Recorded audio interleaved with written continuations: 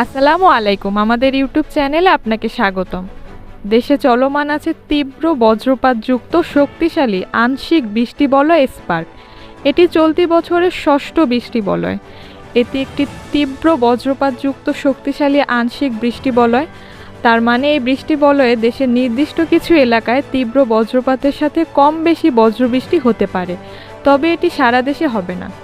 এতে নির্দিষ্ট কিছু স্থানে ভারী থেকে অতি ভারী বর্ষণও হতে পারে এবং এই বৃষ্টিবলয়ে দেশের প্রায় 40 থেকে 60% এলাকায় কম বেশি বজ্রবৃষ্টি হতে পারে। এই বৃষ্টিবলয় সবচেয়ে বেশি সক্রিয় থাকবে সিলেট বিভাগে। ময়মনসিংহ ও রংপুর বিভাগেও এটি বেশ সক্রিয় থাকবে। মাঝারি সক্রিয় থাকবে ঢাকা, রাজশাহী, চট্টগ্রাম বিভাগের উত্তর অংশে এবং কম সক্রিয় থাকবে দেশের বাকি এলাকাগুলোতে। এই বৃষ্টিবলয় 13 থেকে 20 মে পর্যন্ত পর্যায়ক্রমে উল্লেখিত স্থানগুলোতে সক্রিয় থাকবে, কিন্তু সর্বোচ্চ সক্রিয় থাকবে 13 থেকে 17 মে পর্যন্ত। সিলেট, সুনামগঞ্জ, হবিগঞ্জ, মৌলভীবাজার, নেত্রকোনা, ময়মনসিংহ, কিশোরগঞ্জ, ব্রাহ্মণবাড়িয়া, দিনাজপুর, নীলফামারী, কুড়িগ্রাম, লালমনিরহাট, গাইবান্ধা জেলার বেশ কিছু স্থানে টানা ভারী বর্ষণের সম্ভাবনা আছে।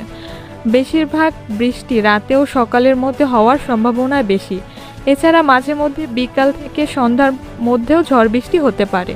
বৃষ্টিবলয় চলাকালীন সিলেট ও ময়মনসিংহ বিভাগের অতি বন্যাপ্রবণ নিচু এলাকায় আকস্মিক বন্যা পরিস্থিতির ঝুঁকি তৈরি হতে পারে। এছাড়া সিলেট, মৌলভীবাজার, হবিগঞ্জ, সুনামগঞ্জ, নেত্রকোনা, ময়মনসিংহ, ব্রাহ্মণবাড়িয়া ও কিশোরগঞ্জ জেলা ও রংপুর বিভাগের কিছু কিছু নিচু এলাকায় সাময়িক সময়ের জন্য অস্থায়ীভাবে জলাবদ্ধতা তৈরি হতে পারে। এ সময় ভারী বর্ষণের কারণে সিলেট বিভাগের পাহাড়ি এলাকাতে পাহাড় ধসের কিছুটা আশঙ্কা রয়েছে। এই ছিল এখনকার মতো। নিয়মিত আবহাওয়ার আপডেট পেতে আমাদের চ্যানেলটি সাবস্ক্রাইব করে রাখুন। এতক্ষণ সাথে থাকার জন্য ধন্যবাদ।